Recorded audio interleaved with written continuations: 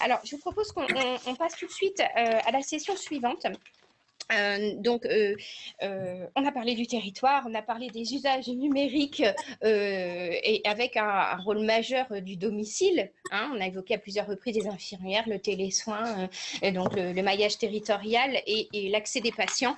Là, on va aller au bout de la chaîne, c'est-à-dire comment faire en sorte que les seniors restent à domicile plus longtemps, qu'ils soient en bonne santé plus longtemps et en quoi les objets connectés peuvent s'intégrer dans cette vision globale de la santé des seniors à domicile.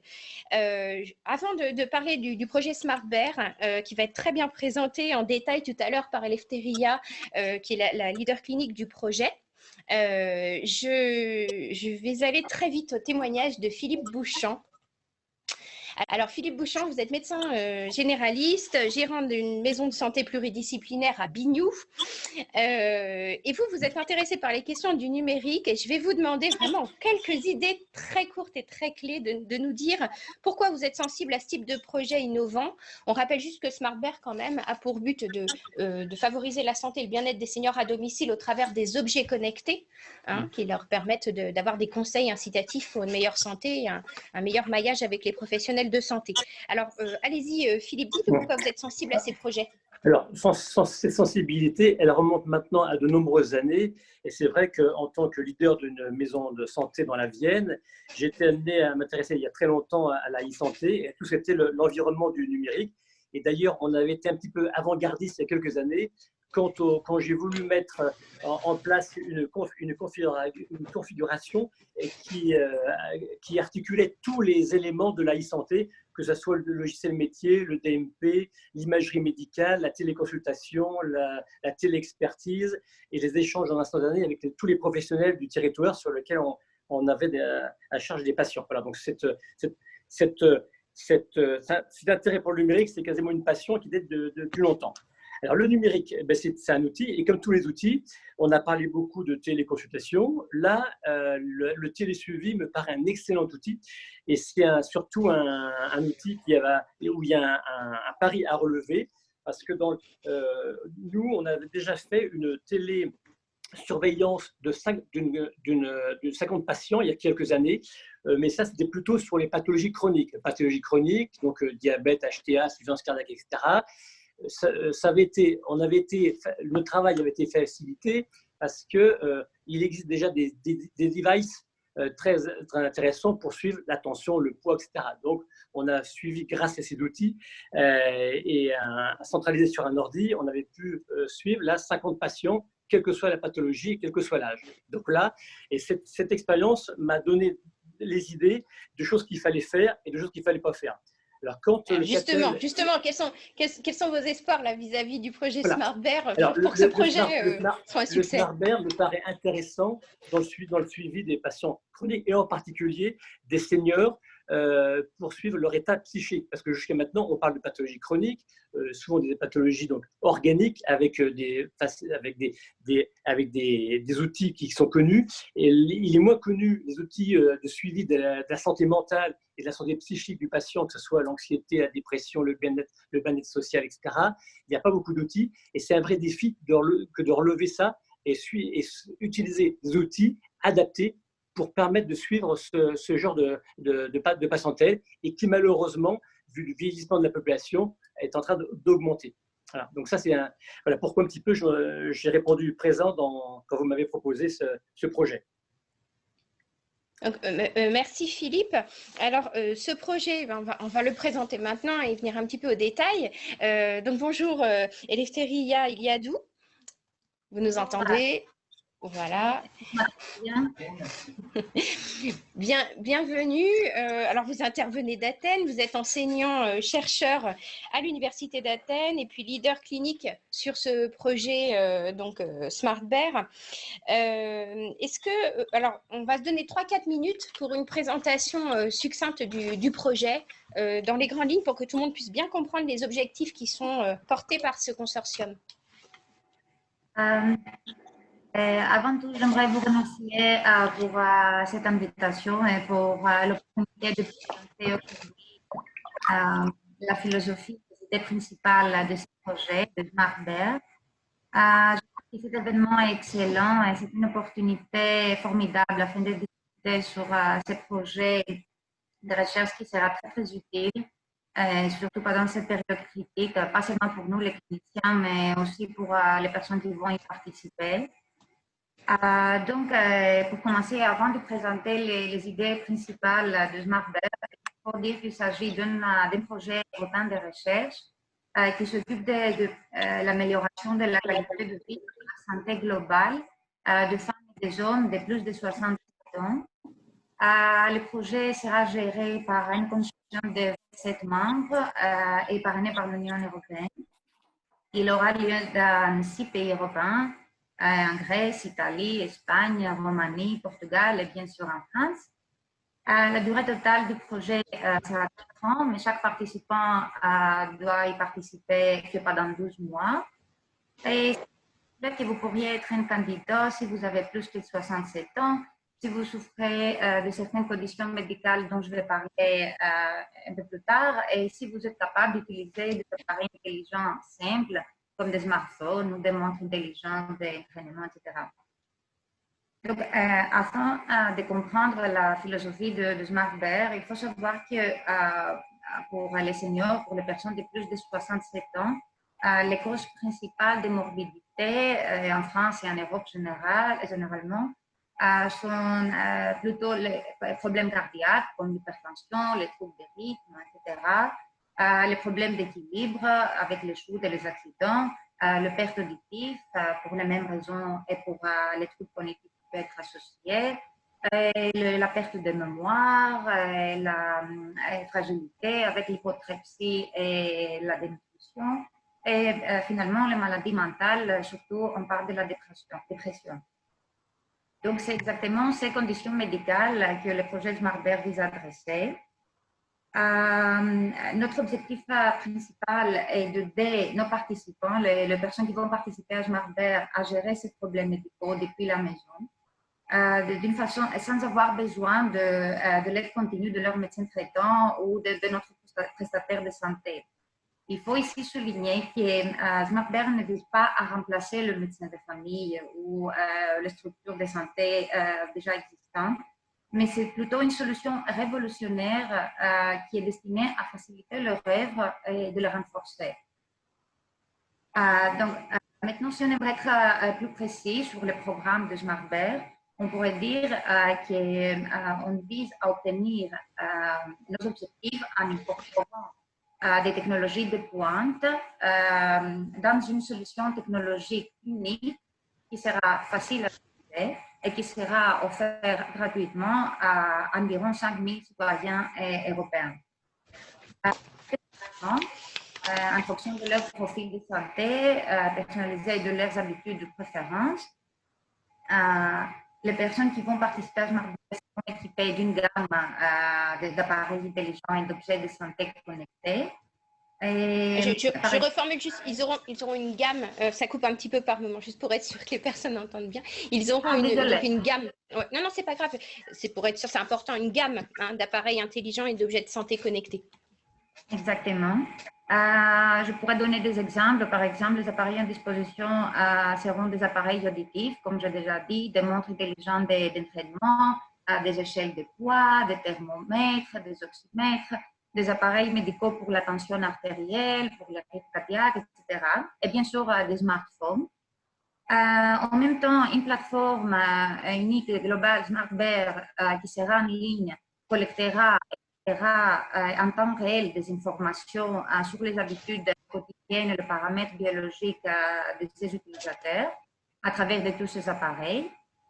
Et les utilisateurs des appareils et de la plateforme auront accès continu à cette large gamme d'informations, comme la tension artérielle, la température, leur activité physique de la journée ou de la semaine entière, etc.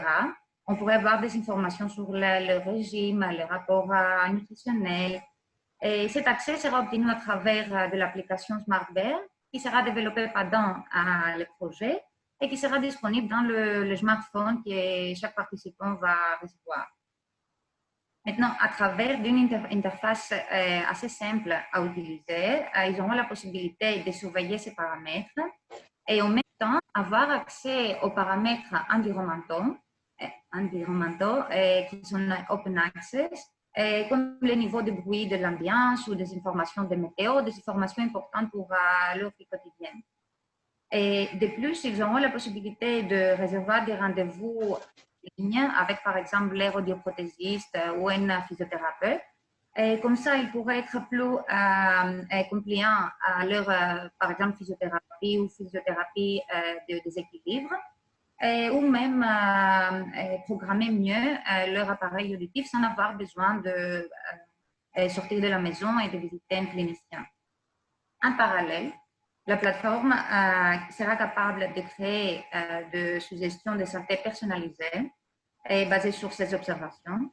Et ça veut dire qu'elle pourrait, par exemple, suggérer des exercices d'activité physique personnalisés ou des conseils diététiques selon les préférences et les nécessités de chacun. Et finalement, on est très fiers de ces. Il faut souligner que toutes ces informations seront aussi accessibles à leurs proches ou leurs médecins traitants si le participant le souhaite. Ça veut dire que c'est une option très importante qu'on a voulu mais en même temps, on doit respecter toujours le principe de confidentialité et de sécurité des données personnelles. Donc, ça sera une discussion entre nous et les participants et après leurs proches ou leurs médecins traitants. Donc, merci. Merci Eleftheria. Donc, on comprend bien que c'est un système qui apporte de l'information en plus, qui permet aux seniors de recevoir des conseils et aux professionnels de santé, si le patient est d'accord, d'accéder à plus d'informations sur l'état général de santé de son patient, qui ne vient pas donc en substitution des systèmes existants. Quels sont, Eleftheria, les critères principaux de réussite en quelques points clés? Pour être honnête, notre objectif principal est la facilitation de la vie quotidienne de personnes qui vont participer au Smart Bear et le soutien de leur indépendance sans réduire leur qualité de vie. Et surtout pas dans cette période critique que la distance sociale c'est une nécessité réelle. Le participant du Smart Bear aura l'éducation, le soutien et l'équipement afin de vivre indépendant. Et comme déjà souligné, Smart Bear ne va pas remplacer le médecin traitant ou les hôpitaux ou les structures de santé actuelles, mais vise à améliorer leur œuvre, de renforcer plutôt leur œuvre et d'améliorer la communication entre les utilisateurs de Smart Bear et leurs médecins traitants ou leurs proches. On vise à réduire le nombre de visites non nécessaires chez le médecin ou à l'hôpital. Et en même temps à soutenir l'indépendance de leur vie sans réduire sa qualité.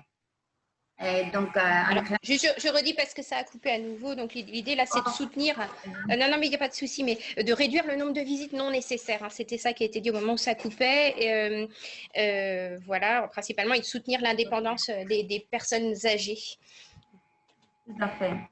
Et maintenant, si on veut parler des objectifs un peu plus spécifiques, on peut dire qu'on essaye de créer des conditions idéales pour aider nos participants à se concentrer mieux à leur traitement médicamenteux ou à un régime adéquat selon leur profil de santé.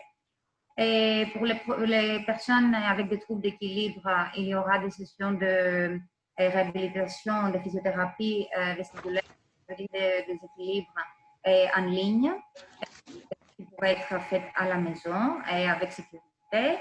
Et de l'autre côté, les participants avec une perte d'ouïe, ça veut dire des barrières dans la communication quotidienne, auront des appareils auditifs intelligents qui pourraient être réglés en distance. Pas de visite non nécessaire chez l'audioprothésiste. Et maintenant, de notre côté, du côté scientifique, du côté clinique, c'est clair que l'obtention de données à travers de tous ces appareils augmentera nos connaissances sur ces conditions médicales qui sont très, très importantes parmi les seniors et nous aidera finalement à améliorer notre prise en charge et mettre pas la condition ou les symptômes, mais plutôt le patient au centre de cette prise en charge. Merci Eleftheria. Donc là, on perçoit bien toute la richesse de ce projet, qui est un gros projet. Bravo pour la coordination de ce consortium qui est significatif. C'est un gros travail. Je vais maintenant donner la parole à Pierre Traîneau, puisque donc Catel est pilote France, hein, pour le déploiement et l'expérimentation de ce projet en France, et qui va nous parler là des profils recherchés, des usages, des organisations sur les territoires. Alors justement, concernant l'organisation sur le territoire, de quelle façon, Pierre, Catel compte créer une dynamique d'innovation sur les territoires qui participent au projet? Oui, alors j'appuie le remerciement de Cécile de la présence là d'Eleftheria et j'appuie la difficulté ou le défi que représente de coordonner 5 à 6 pays, de coordonner, je crois que c'est 27 partenaires au total. Et vous l'avez compris, c'est un projet avec un défi important, recruter plus de 5000 patients donc en Europe.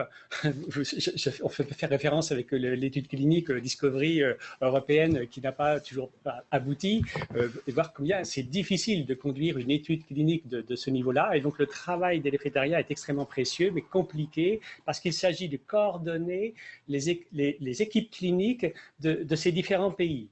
Et vraiment, bravo, c'est un travail qui est extrêmement utile. On apprend tous les jours dans ce projet-là. Nous qui sommes pilotes, on confronte nos façons de faire nationales, françaises, aux façons de faire des autres pays. Alors, évidemment, c'est une chance inouïe pour la France que de participer à un projet comme celui-là.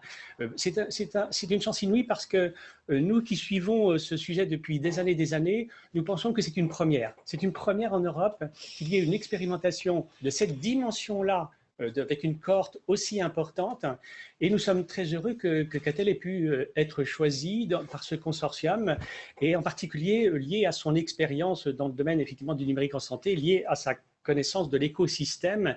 Et nous sommes associés dans ce partenariat avec Stream Vision, donc j'en parlerai davantage tout à l'heure, qui est vraiment notre partenaire technique. Je vois Myriam Blouin qui représente la Stream Vision, qui est ici avec nous, elle pourra dire quelques mots. Et maintenant, pour répondre vraiment précisément à la question posée par Cécile, l'approche de Catel a été d'essayer de voir comment nous pouvions optimiser le recrutement de 1000 patients sans trop se disperser. Il ne s'agissait pas de recruter sur l'ensemble du territoire national ces 1000 patients, mais en même temps, nous voulions éviter d'avoir à nous appuyer simplement sur un seul territoire, un seul établissement de soins. On a fait le choix de partir sur une approche locale et une approche nationale. L'approche locale s'appuyant sur 5 territoires. Nous avons dit, voilà, 5, c'est le bon compromis. Ça permet de recruter 200 patients pour chacun des territoires. Avec, comme je disais tout à l'heure, en présence du président du département de la Mayenne, on a cherché à comprendre en quoi les collectivités intéressées par SmartBear eh bien, sont en capacité de véritablement donner du sens à ce projet-là, que ça vienne justement donner du concret à leur stratégie politique, que ce soit les élus, collectivités territoriales ou que ce soit les organisations de soins. Et donc, à aujourd'hui, nous avons identifié 3 territoires qui vont prendre la parole tout à l'heure, donc le département de la Mayenne, Vichy Communauté, et puis avec Santélis, qui était une association d'offres de soins dans les Hauts-de-France. Et ces 3 territoires, comme je le disais tout à l'heure, mais je le redis tellement ça nous semble être extrêmement important, ce n'est pas simplement de faire un focus sur comment mieux accompagner un parcours coordonné de patients seniors, ce n'est pas simplement être tourné vers une appétence pour l'innovation, le numérique, mais également un savoir-faire en matière de conduite de projet inclusif. Il s'agit de justement profiter d'un projet comme celui-là pour inclure l'ensemble des parties prenantes, les médicaux, paramédicaux, justement les institutions, les collectivités territoriales. Et ça m'a fait beaucoup plaisir quand j'ai vu au fil des rencontres avec les communautés médicales de ces territoires, comment ils s'approprient SmartBear avec un angle que je n'avais pas forcément imaginé au tout départ. C'est utilisons SmartBear pour expérimenter justement cette coordination entre tous les acteurs sur un territoire. Parce que là, il y a une expérimentation qui n'est pas technologique, elle est organisationnelle. Et c'est en cela que, en tout cas, Catel, la France, on va apporter notre pierre à l'édifice SmartBear. Juste peut-être au niveau national, puisque j'ai parlé du local, au niveau national, donc Stream Vision, qui est notre partenaire technique, qui a développé depuis des années un fauteuil connecté extrêmement intéressant. Donc tout à l'heure, dans le panel, on pourra avoir quelques mots sur cette présentation. Également, nous sommes accompagnés du MEDES, qui est un laboratoire qui nous permet, donc, entre le CHU et de Toulouse et le CNES, le Centre national d'études spatiales, de nous apporter une compétence en matière d'études cliniques, hein, comment conduire dans les meilleures conditions l'étude clinique SmartBear pour la France. Et puis enfin, parce que vous l'avez deviné, un projet comme celui-là ne peut pas se faire sans l'articuler avec les institutions nationales françaises. Et en particulier, avec Dominique Pon, la DNS, la Direction du numérique en santé, nous allons travailler et vérifier la conformité de ce qu'on est en train de mettre en place en termes de système d'information SmartBear sur la France et la feuille de route, la doctrine. Donc évidemment, ce sont aussi les autres institutions françaises telles que l'Ordre des médecins qui pourront être aussi associés pour respecter toutes les questions déontologiques et éthiques. Alors, comme nous avons aujourd'hui quelques seniors et quelques résidences qui sont associés, peut-être il serait bon, Pierre, de rappeler le profil de seniors qui sont recherchés pour participer. Le secrétariat a été, je crois, très pédagogique sur les différents domaines de santé qui étaient couverts. Et donc, c'est l'hypertension, perte d'audition, troubles de l'équilibre, etc. etc. Les critères d'inclusion vont porter là-dessus. C'est-à-dire que les patients seniors de 67 à 80 ans devront dans leur historique médical, présenter 2 antécédents médicaux parmi ces différents domaines de santé. Ça, c'est un premier point. Un autre point qui est extrêmement important, c'est la capacité du senior à conduire l'expérimentation. Donc, il doit être autonome physiquement, autonome sur le plan cognitif, d'autant qu'il faut le rappeler, et parce qu'il y a des seniors qui nous écoutent, il y a des seniors intéressés qui sont là, l'expérimentation va durer 12 mois. Donc, il s'agit d'être extrêmement intéressé dans la durée. On a besoin de cette durée-là, c'est-à-dire que beaucoup me posent la question, pourquoi 12 mois 12 mois parce que si on est sur une période beaucoup plus courte, les informations obtenues par cette étude vont être très limitées. Là, c'est 12 mois. Les critères d'inclusion, je crois que j'ai à peu près dit l'essentiel, sauf que je peux ajouter un point, c'est qu'il y aura pendant ces 12 mois 3 visites. Une visite au début qui comprendra l'inclusion, le consentement du patient. Il est important de souligner, ça a déjà un petit peu dit, c'est le fait que le patient doit consentir évidemment à cette expérimentation, mais a aussi le droit de retrait à tout moment parce qu'il considère que que l'expérimentation n'est pas faite pour lui. Donc il ne faut pas qu'il y ait de frein à ce sujet-là. Quand on s'embarque dans une expérimentation comme cela, on peut s'en retirer facilement. Et puis, peut-être pour terminer et pas être trop long, dire un peu le calendrier qui va être maintenant le nôtre. C'est d'ici la fin de l'année, on met en place l'organisation en termes de protocole médical de l'étude clinique. On met en place l'organisation avec le consortium des systèmes d'information, à la fois au niveau européen, la plateforme SmartBear, et en France, la collecte des données, on fait l'acquisition des dispositifs médicaux dont on a besoin.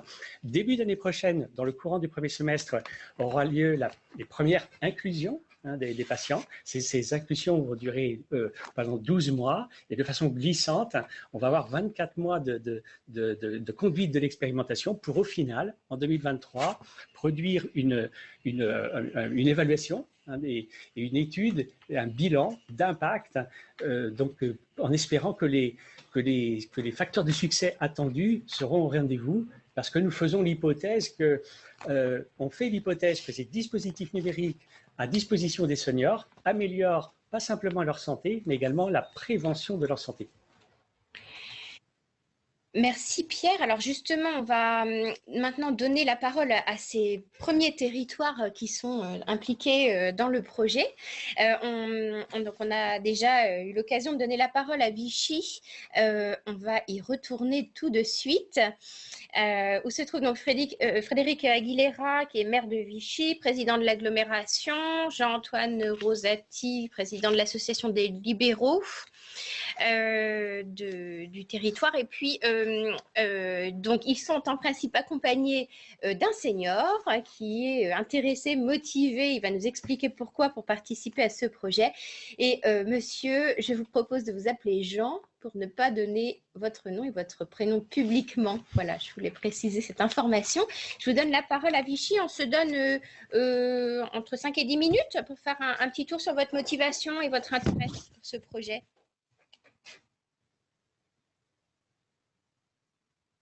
Alors, on ne vous entend pas pour le moment. Comme je ne vous vois pas, voilà, il faut allumer le micro. On ne vous entend toujours pas. Je vois où vous êtes. Non. Alors, si on arrive à ouvrir le micro tout de suite, je vous laisse la parole. Sinon, on bascule et on reviendra vers vous. Dites-moi, faites-moi un oui ou un non. Est-ce qu'on revient? Ben, vous nous entendez toujours pas? Ah, ça y est, parfait. Si. Ah ben voilà, très bien. Oui, bon, je vous disais bonjour et merci de m'avoir choisi pour pouvoir intervenir. Donc, j'ai été volontaire pour participer à votre expérimentation et je suis un potentiel utilisateur de votre système. Je vais vous expliquer pourquoi. Parce que j'ai plusieurs pathologies, dont une insuffisance cardiaque et du diabète, et que je suis déjà en partie connecté puisque on m'a posé un défibrillateur et avec ce défibrillateur, on nous met un boîtier qui est connecté et qui permet d'avoir une liaison permanente avec les cardiologues qui suivent ma santé. Hein. Voilà. Et au niveau diabète, j'utilise une application sur smartphone qui me permet aussi de rentrer des données sur un serveur et qui permet au diabétologue de me suivre en temps réel et de rectifier des paramètres si jamais j'ai un problème. Déjà partiellement connecté, donc, je connais bien le système et je trouve que c'est très performant. Cela rassure le malade. Cela nous rassure de savoir qu'on est suivi en temps réel. Et ça permet également aux médecins d'interagir rapidement en cas d'anomalie sur le traitement et d'intervenir auprès du malade sans attendre un délai généralement relativement long pour une visite de contrôle. Attention toutefois que l'utilisation de ces objets connectés soit facilement accessible aux malades. En effet, l'utilisation d'applications sur un smartphone ou un ordinateur et l'utilisation d'appareils connectés ne sont pas forcément très faciles à assimiler par certaines personnes de plus âgées, voire très âgées. Bien sûr, mon intervention représente une situation qui m'est personnelle et ne reflète peut-être pas l'attitude d'autres malades vis-à-vis de l'utilisation d'objets connectés.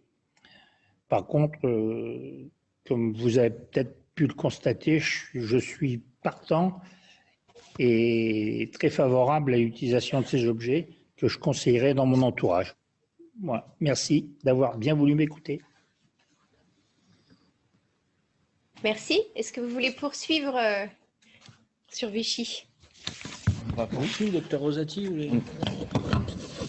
Voilà, merci de me donner la parole. Donc, je représente les médecins libéraux au travers de l'association des médecins libéraux de l'Allier pour la permanence de soins. On a une expérience de télémédecine, parce qu'on a fait du téléconseil depuis 13 ans. On traite 32 000 appels par an sur le département. Ensuite, j'ai développé en tant que gériatre sur un EHPAD il y a 6 ans de la téléconsultation en gérontopsie. Donc, on a essuyé les plâtres à cette époque. Donc là, j'ai perçu l'intérêt d'assister nos résidents à accéder à ces consultations spécialisées. Enfin, là, on développe sur le bassin de Vichy tout un programme de téléconsultation vis-à-vis des EHPAD diverses, c'est dermato, cardio, etc., avec des postes et en vue, et notamment pour permettre la permanence de soins pour ces EHPAD sur la maison de garde de l'agglomération de Vichy, où un médecin sera affecté à ces appels.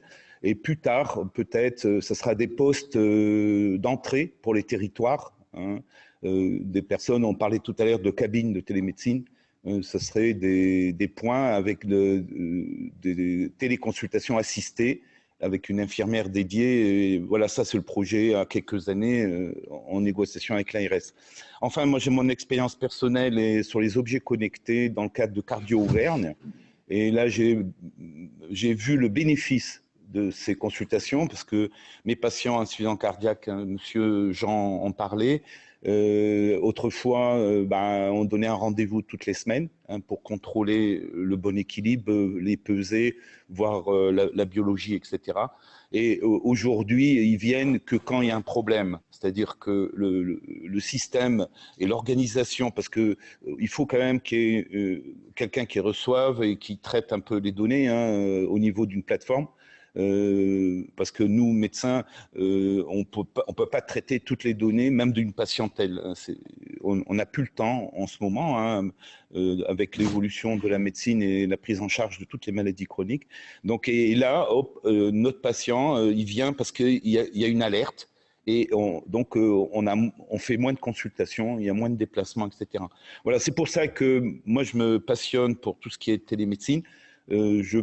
Je pousse et je promeus mes collègues, de les amener à prendre en charge, et notamment de la téléconsultation. Tout à l'heure, ça a été évoqué par un maire, de la vraie téléconsultation avec la possibilité d'examiner les patients et pas de la téléinformation. Voilà. Une petite question, si je peux.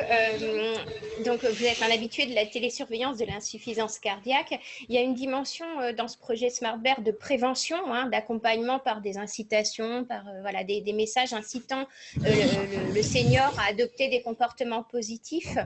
Je voulais poser la question à Jean. Est-ce que cette composante incitative vous intéresse? Et puis également, donc Monsieur Rosati, est-ce que ce sujet de la prévention est un apport pour vous? Effectivement, oui. Je suis très intéressé par ce projet. Ça peut que nous apporter comment je dirais, une amélioration dans notre vie quotidienne. Est-ce que vous pensez que si vous recevez des informations vous incitant à aller marcher, etc., est-ce que vous trouvez ça intéressant? Est-ce que ça vous motiverait aussi à adopter des comportements positifs? Oui, forcément, ça incite. Si on n'est pas un peu poussé, on a tendance un peu à se laisser aller tranquillement. Et le fait d'avoir quelqu'un qui nous motive, qui nous explique pourquoi, on est forcément motivé. Monsieur Rosati, sur ce point? Alors, si vous voulez, c'est tous des programmes très, très intéressants. J'ai développé, en tant que gériatre dans les EHPAD dont j'ai la charge, il y a à peu près 9 ans, des programmes en fonction des travaux du professeur Paor de Floride, que j'avais eu la chance de voir à Toulouse dans le cadre de congrès. Et j'avais mis en place donc des programmes physiques. Tout à l'heure, on parlait dans les troubles de l'équilibre, tout ça, donc de stimuler le proprioceptif. Et ça, j'ai à peu près 9 ans d'expérience et c'est évalué dans mes EHPAD. Et je crois que c'est formidable de pouvoir l'amener. Parce que dans une EHPAD, j'ai des éducateurs sportifs, des fois des kinés qui suivent et qui stimulent, ou des gens qui sont affectés à les faire marcher. Mais là, c'est du physique. Et là, qu'on ait un logiciel, un système qui va inciter les gens à faire des mouvements, même peut-être avec une caméra vidéo, de leur montrer les mouvements qu'ils peuvent faire. Moi, je crois que c'est peut-être une avancée. Après, la question qui m'intéresse, et c'est pour ça que l'évaluation est importante, est-ce que les gens vont pérenniser leur prise en charge? Est-ce qu'à un moment, ils ne vont pas tout envoyer balader? Excusez-moi de parler comme ça, parce qu'ils vont peut-être des fois se sentir harcelés. Et voilà, mais c'est une dimension il faut qu'on la fasse, parce que je crois qu'on va amener une meilleure vie à nos concitoyens qui ont besoin. Il faut y aller, je pense. C'est un élément qui est à évaluer, effectivement. Et notre dernier intervenant sur Vichy, est-ce que vous voulez compléter les propos qui ont été dits? Monsieur Aguilera. Bonjour. Bonjour, Frédéric Aguilera, donc maire de Vichy et président de Vichy Communauté. Alors compléter par rapport à ce qui vient d'être dit, je ne sais pas. Cependant, expliquer peut-être pourquoi Vichy Communauté a souhaité s'inscrire dans cette démarche. Simplement préciser qu'en fait, pour nous, c'était presque une évidence, puisque on est vraiment dans la convergence de plusieurs politiques territoriales que l'on essaie de mener, et aussi d'une première qui est une réalité démographique d'une certaine manière, puisqu'on est dans les villes de plus de 20 000 habitants où nous avons le plus de seniors structurellement, et nous sommes une terre, et on en est extrêmement fiers, d'accueil de seniors, de jeunes retraités qui deviendront moins jeunes par la suite, et que l'autre point, c'est que nous sommes par définition une territoire de santé, puisqu'on est une ville thermale, et comme toute ville thermale, dans notre ADN, il y a évidemment cette notion de santé. Donc pour nous, dans notre politique territoriale, l'objectif, c'est bien d'une certaine manière, je le dis souvent sous forme de boutade, mais pas vraiment, de devenir un peu territoire du futur. Et ça veut dire quoi, territoire du futur? C'est que on le sait pertinemment, ce vieillissement et le vieillissement que vit Vichy au niveau de sa démographie, la plupart des territoires, entre autres de l'Europe continentale, va connaître, et pas que d'ailleurs, dans tous les pays développés, on va connaître cette évolution démographique avec une part des seniors qui sera de plus en plus importante.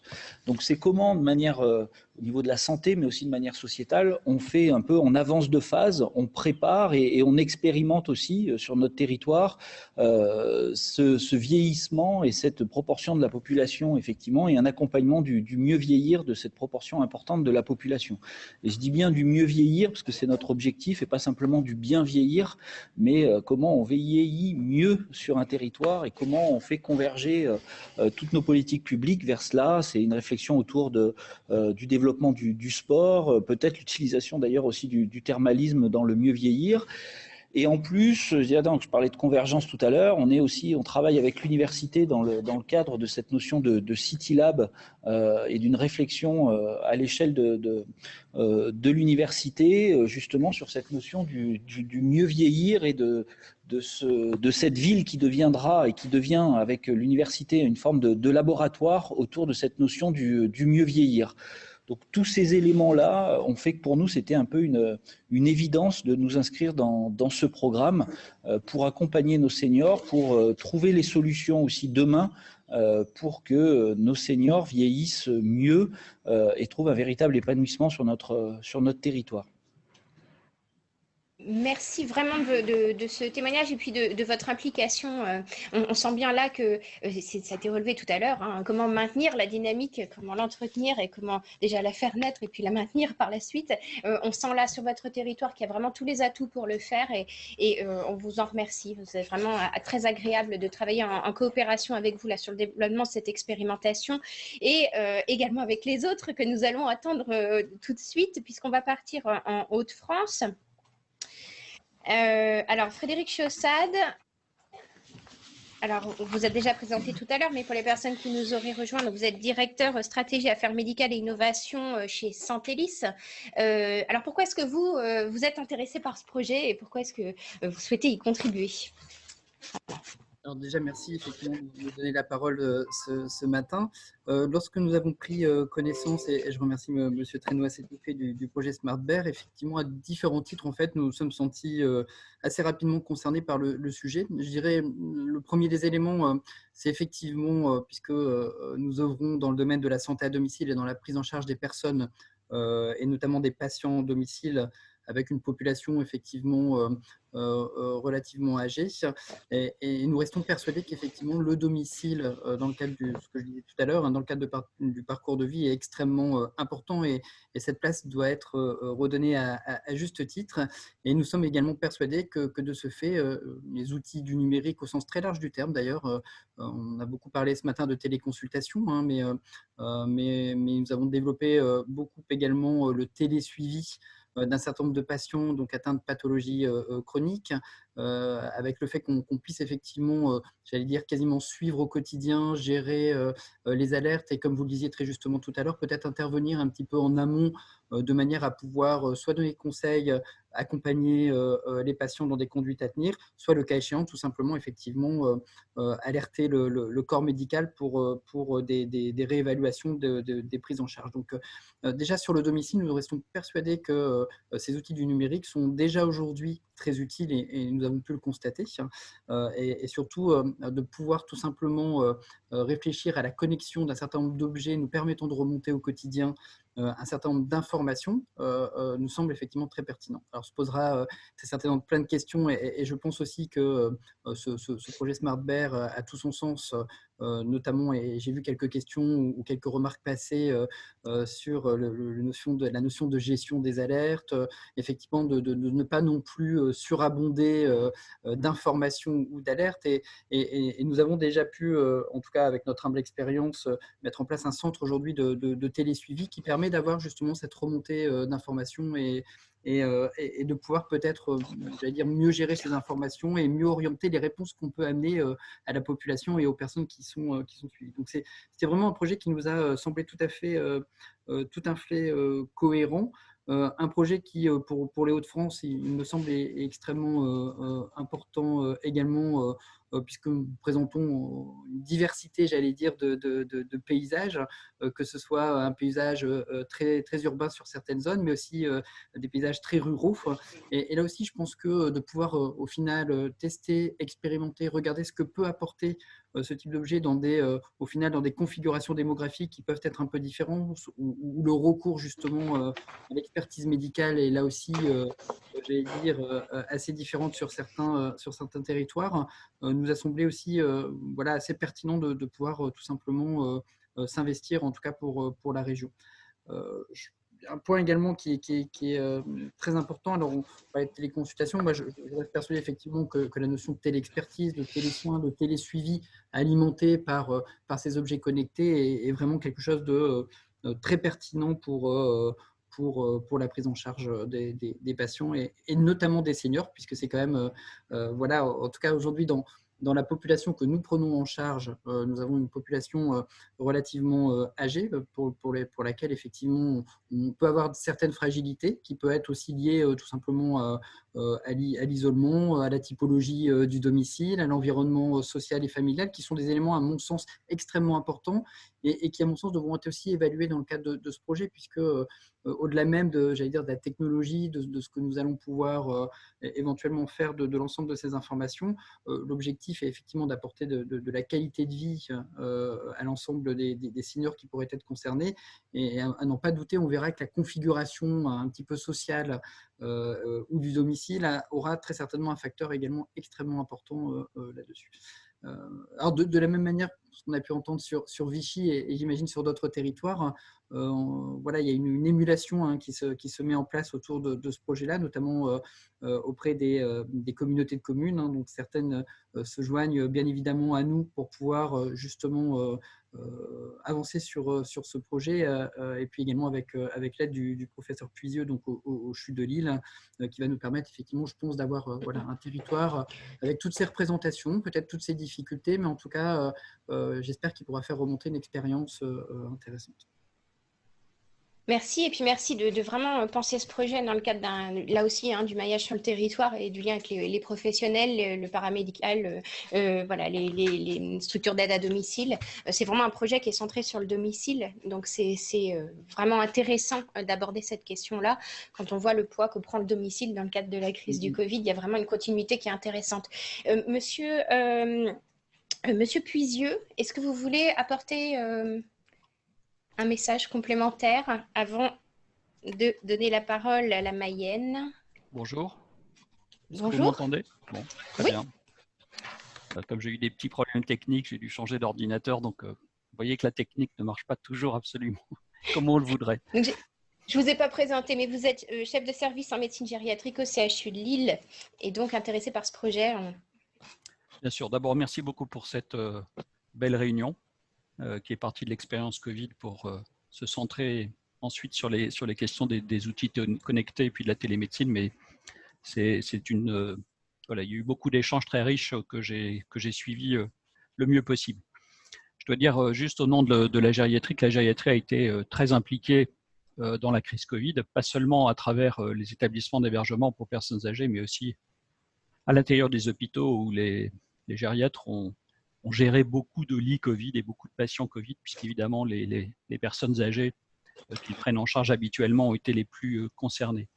Et à l'occasion de cette crise Covid, j'ai vécu comme les autres, et ça a été dit beaucoup, l'accélération du développement de la télémédecine et également de la téléconsultation. Vous m'entendez bien? Oui, oui, très bien. Ah bon. Comme je vous voyais bouger, je me suis dit, il y a un problème technique à nouveau. Vous inquiétez pas. Vous inquiétez pas. Bon, j'ai donc vécu le développement des téléconsultations. Comme mon collègue de Vichy, avant la crise Covid, finalement, on avait une activité de téléconsultation déjà, mais qui était adressée uniquement, qui était en direction uniquement des établissements d'hébergement pour personnes âgées, sur 2 thématiques principales qui étaient la psychogériatrie et les plaies chroniques. Et déjà, on avait pu constater que ces outils apportaient beaucoup et évitaient notamment aux résidents qui sont difficiles à mobiliser, permettaient d'avoir des échanges de qualité et une consultation de qualité. Pendant la crise Covid, on a eu aussi l'expérience du développement de la téléconsultation vers des personnes qui étaient à domicile. Et je pense que aussi bien les patients que nous-mêmes, lorsque la téléconsultation a pu se faire, elle a donné grande satisfaction aux uns et aux autres. Mais je dis quand elle a pu se faire, parce qu'on a contacté l'ensemble des patients que nous devions voir en consultation, et dont nous avions annulé les consultations. Et le premier constat, c'est quand même beaucoup de personnes âgées, très âgées, qui sont ceux qui sont suivis par les gériatres, au départ, ont refusé en fait l'idée d'une téléconsultation, parce que je pense qu'ils ont encore beaucoup de réticences, de craintes à utiliser des outils, même quand ils en sont dotés. Donc je pense qu'il y a évidemment un effort à faire vers cette population particulière. Et puis on a eu, j'imagine comme beaucoup d'autres collègues aussi, certaines fois des problèmes techniques qui ont fait qu'on a transformé la téléconsultation en consultation téléphonique. Et puis aussi, moi gériatre, j'aime examiner les gens, et donc indéniablement, la téléconsultation, elle ne remplace pas une consultation présentielle parce que l'examen clinique du patient n'est évidemment pas le même. À part ça… Voilà, l'objet du projet, pour le reformuler, dans SmartBear n'est pas de produire des téléconsultations, mais bien de rester sur l'apport du suivi personnalisé par les objets connectés. J'en viens au sujet, mais c'est simplement pour vous dire que il y a encore des points sur lesquels certainement il faut qu'on progresse, et notamment lorsqu'on s'adresse à une personne âgée, mais pour autant, je crois beaucoup au développement de la télémédecine et à la place de ces objets connectés pour le suivi et la prise en soin, l'accompagnement des personnes âgées malades. Alors, je suis très, très fier que finalement on m'ait contacté parce que c'est évidemment un très beau projet, un projet international, et on est toujours très satisfait de pouvoir participer à des projets d'une telle dimension. C'est un projet aussi qui me plaît précisément parce qu'on va évaluer de manière scientifique l'apport de ces objets connectés sur l'évolution de santé des personnes âgées, sur le maintien de leur indépendance et leur capacité à vivre à domicile. On va aussi évaluer les questions d'acceptabilité, de faisabilité avec cette population particulière, d'adhésion des patients, et tout ça, ce sont des questions qui me paraissent extrêmement intéressantes. Et moi, je souhaite effectivement que se développent des études qui vont essayer d'apporter, par une approche la plus scientifique possible, d'apporter une réponse réelle à ces questions. Donc, évidemment, je suis très, très satisfait d'y participer. Je trouve aussi que l'étude est très pertinente parce qu'elle s'intéresse à des problèmes majeurs de santé chez les personnes âgées, que sont les chutes, la dénutrition, la surdité également, qui est souvent un problème un petit peu ignoré et mis de côté. Et tous ces grands problèmes sont ceux qui conduisent les personnes âgées à des situations de crise et qui les amènent à l'hôpital. Donc, je trouve aussi les sujets cibles parfaitement pertinents. Et puis, comme vous l'avez dit aussi, on est sur un problème, on est sur une question de prévention de la perte d'indépendance. Et pour ça aussi, c'est évidemment une très belle étude. Donc, voilà, on est très satisfait d'y participer. On va essayer d'y participer avec l'ensemble des acteurs de santé intéressés aux personnes âgées, c'est-à-dire la médecine de ville, la médecine hospitalière, et puis l'ensemble des acteurs du monde social et médico-social. Donc, voilà, on est très fiers de participer à cette étude qui sera absolument passionnante et qui, je pense, amènera des réponses également tout à fait utiles. Merci vraiment, Monsieur Puisieux, de votre rapport et de votre, voilà, de votre regard vraiment de spécialiste là, de la thématique liée aux seniors. Évidemment, nous sommes également sensibles au fait que l'évaluation soit scientifique. C'est vraiment tout l'objet de ce projet de recherche. Donc, merci d'avoir voilà, insisté sur ce point-là également.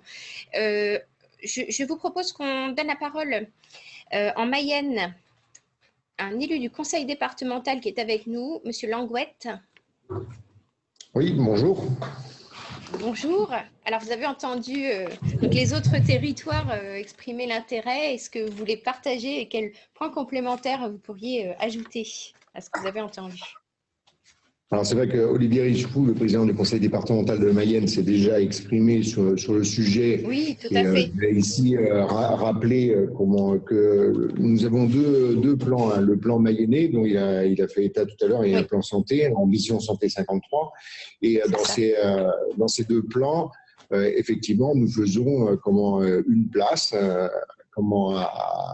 aux outils numériques, à ceux que nous connaissons, à ceux que nous voudrions voir développer, et à comment on serait ravis de pouvoir faire une place à SmartBird, avec quelques réticences, mais on en a déjà largement parlé avec Monsieur Traîneau sur quelques points sur lesquels on pourrait s'accorder.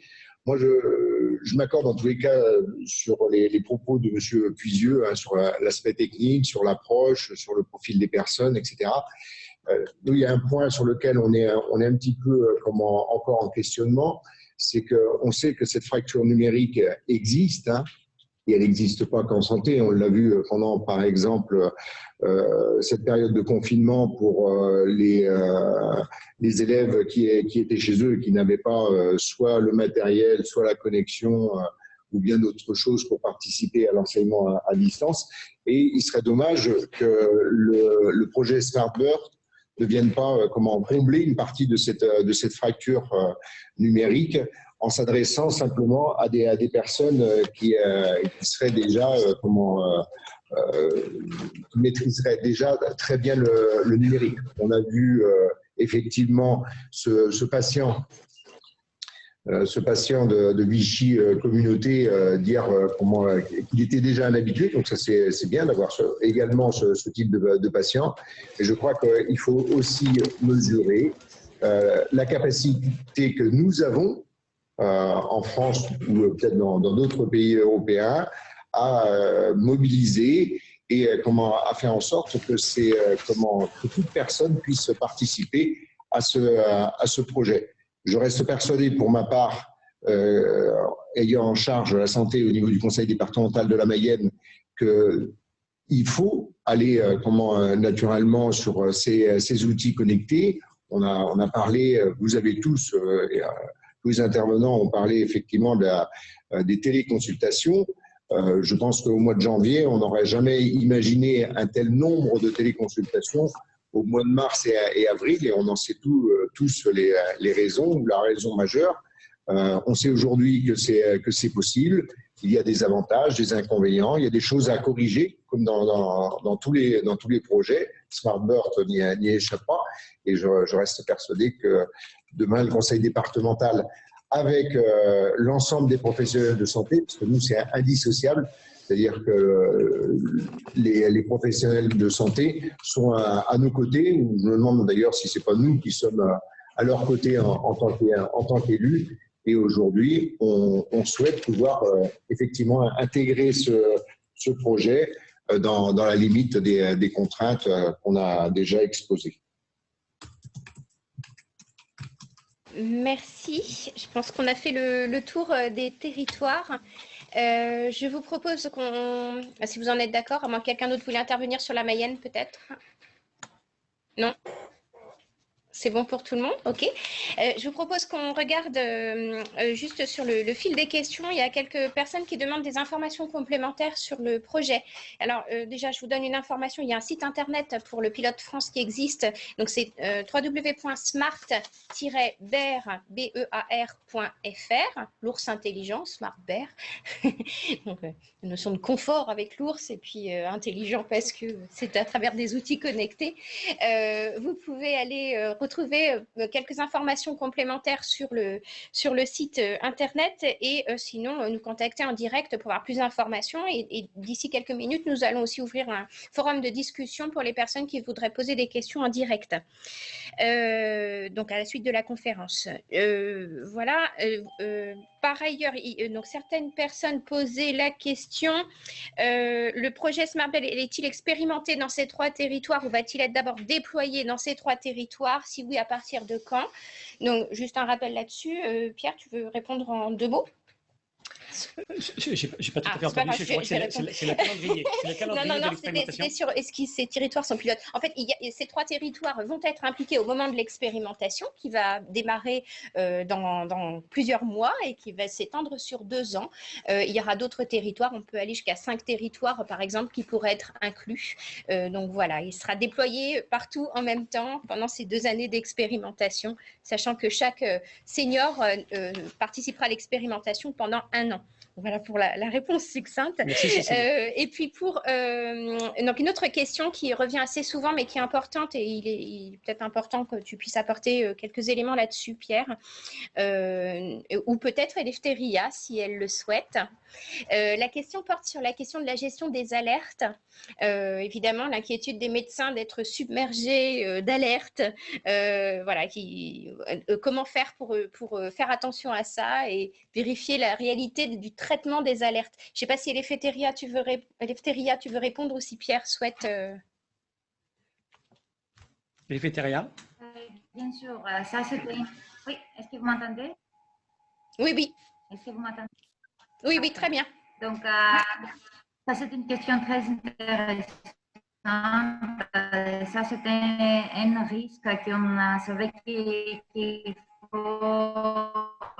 Alors c'est pas très bien, je me suis un peu. Et c'est pour ça qu'il y aura pas. D'abord, il y aura des contrôles. Je ne sais pas qu'est-ce qui se passe, je n'ai pas touché ma connexion, j'ai rien fait. Alors, votre connexion doit être instable. Vous disiez que c'était un point de vigilance auquel vous avez pensé depuis le début. Oui, exactement. Et donc, c'est pour ça qu'il y aura la possibilité de contrôler la vérité et la réalité de chaque observation de la plateforme. Donc, ce ne sera pas la première valeur qui va donner une alerte. Et de toute façon, pour pouvoir envoyer des alertes ou des rapports collectifs à des informations des participants, on aura besoin de prendre aussi les conseils de son médecin traitant aussi ou de son proche.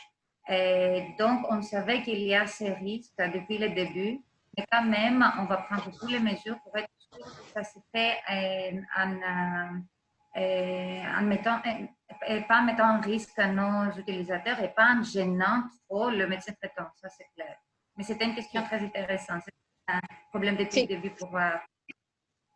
Voilà, c'est une question d'équilibre donc entre la gestion du risque pour le patient, mais de ne pas surcharger le médecin qui va être traité de façon globale et harmonisée.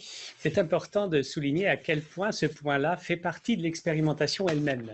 C'est un objet de l'expérimentation, et ça a été dit par différents médecins, et y compris d'ailleurs le patient qui est intervenu. Ces programmes qui visent à aider à une stimulation pour faire évoluer ses comportements sont tout à fait intéressants. Maintenant, il nous faut mesurer, à mon avis, 2 choses. Évidemment, c'est ce qui a été dit là, c'est la bonne quantité de notifications, c'est-à-dire que trop de notifications tuerait les notifications. Mais le deuxième point qui est également important, c'est comment bien articuler la présence de ces notifications avec les présences humaines, les interventions humaines. Et on le sait que si on laisse simplement l'usage des dispositifs numériques sans qu'il y ait de rappel humain, ça ne fonctionnera pas. Donc il faudra effectivement faire un mixte entre les deux. Voilà, je vous propose qu'on passe à la synthèse de cette matinée. Je demande vivement à l'ensemble des participants qui sont présents de rester pour cette synthèse parce que c'est vraiment le moment d'enrichissement, de partage collectif de ce qu'on a envie de retenir les uns et les autres sur ce sujet-là et de se projeter dans les prochaines étapes. Et puis surtout, on aimerait, à la fin de ces 10 minutes de prise de parole de Pierre Traîneau, directeur général du CATEL, et de Luc Théo, donc président du CATEL, on aimerait faire une photo avec un maximum de vignettes affichées. Donc, on vous demandera d'afficher vos vidéos, je pense, au terme des 10 minutes de conclusion. Alors, vous pouvez le faire au fur et à mesure. Vous avez la possibilité, en tant que participant maintenant, d'afficher votre caméra. Et pendant ce temps-là, on va écouter donc la synthèse de Pierre Traîneau et de Luc Théo. Merci Cécile. Oui, effectivement, quelques petits mots de synthèse en essayant de se projeter sur le futur et en se disant mais finalement qu'est-ce qu'on a appris de cette séance, de cet événement.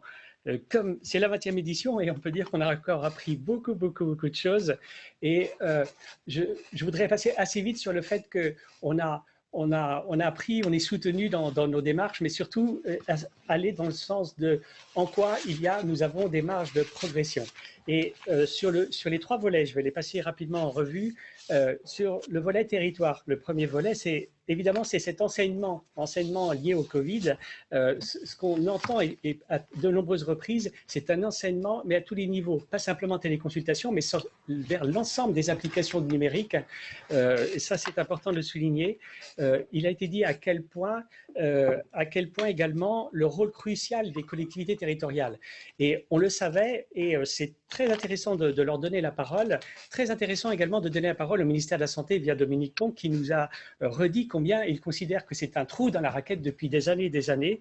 Et ce que j'aime beaucoup avec l'approche conduite par Dominique Pont, c'est le fait qu'il ne rejette la balle à personne et ensemble, en tout cas, dans la préparation de cette intervention, particulièrement parce qu'il me disait, moi, tu sais, sur les collectivités territoriales, les départements, on n'a que peu travaillé, encore très peu travaillé.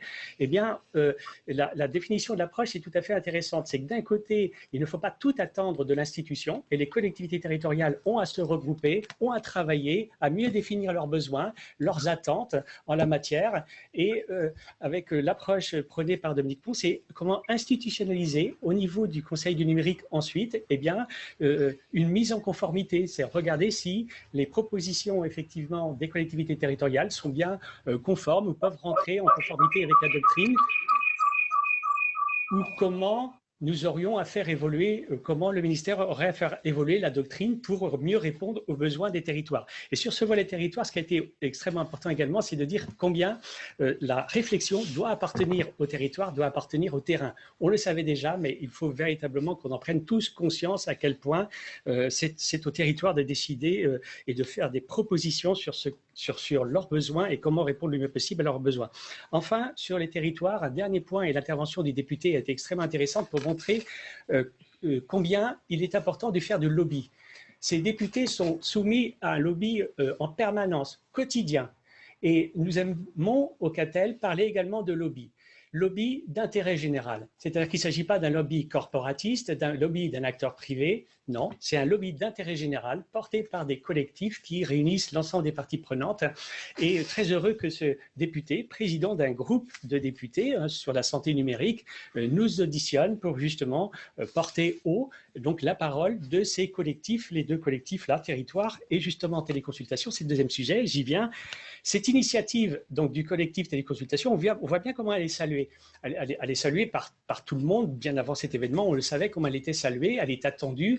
Nicolas Revel, le directeur de l'assurance maladie, qu'on a eu l'occasion de rencontrer là-dessus, nous dit combien, si le collectif peut l'aider à trouver un chemin, dans un mode de co-construction également, c'est ça qui est très intéressant et très important. Et puis, elle est saluée parce que ce n'est pas simplement les médecins généralistes, c'est aussi les médecins spécialistes, évidemment, ce sont les paramédicaux, ce sont les patients. Vous avez entendu la voix des patients qui a été exprimée là. Donc, c'est le bien fondé tout simplement de cela. Mais il y a des mais. C'est le besoin de faire la part justement entre téléconsultation, c'est le besoin de chiffres. ça a été dit, redit, ça sera notre leitmotiv dans les semaines à venir. On a besoin de chiffres. L'assurance maladie dispose d'1 million par semaine à un moment donné de téléconsultations. On va avoir une analyse de l'assurance maladie. Nous voudrions, nous aussi, pouvoir produire une analyse sur la base de ces données-là. Je ne sais pas à quel moment ou à quel point nous pourrions y arriver. Même le ministère de la Santé m'a dit hier comment ils étaient en difficulté d'obtenir ces données-là. C'est tout à fait dommageable. Il faut que nous tous ensemble, on réclame ces données. De quoi a été composé ces 1 million de téléconsultations par semaine? On a vraiment besoin de ces données-là pour analyser, pour évaluer. Et quand on parle d'évaluation, c'est évaluation aussi, comme l'a dit tout à l'heure Manon Molins pour l'association de patients, c'est évaluer ensuite la satisfaction des usagers, que ce soit les patients, que ce soit les professionnels. Sur le dernier volet, pour ne pas être trop long, SmartBear.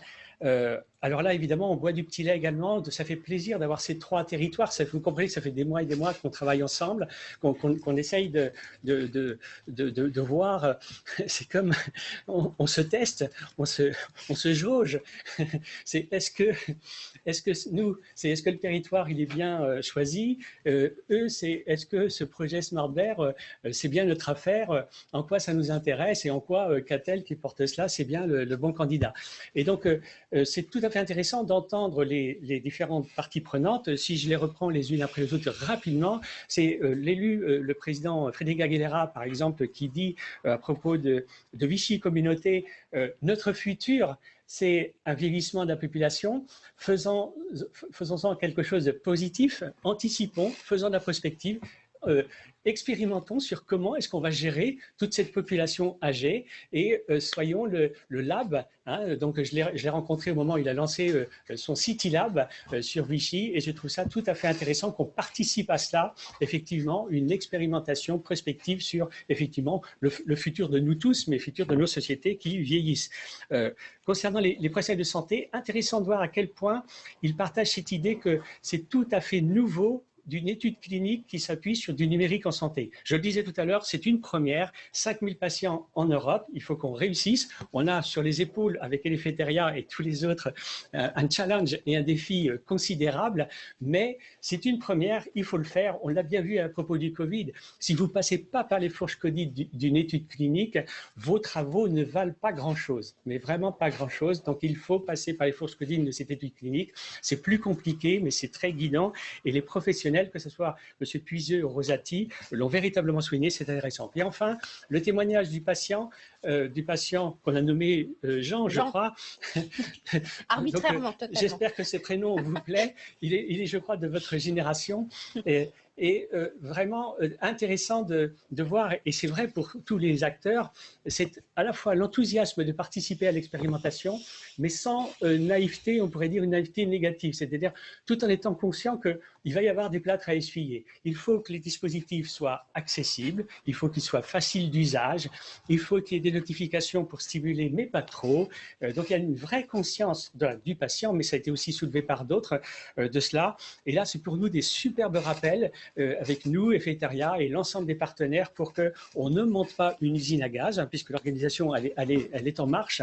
On a rappelé tout à l'heure le calendrier. On a toute l'année de 2020 pour mettre en place cette organisation. Ce ne sera pas trop, donc on l'espère. Donc merci à tous en tout cas. Avant de passer la parole à Luc, merci à tous. Merci à l'équipe que vous avez là autour de l'équipe Catel, les intervenants et puis les partenaires sans lesquels on n'aurait pas fait cette journée.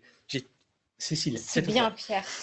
Tu as respecté le pari.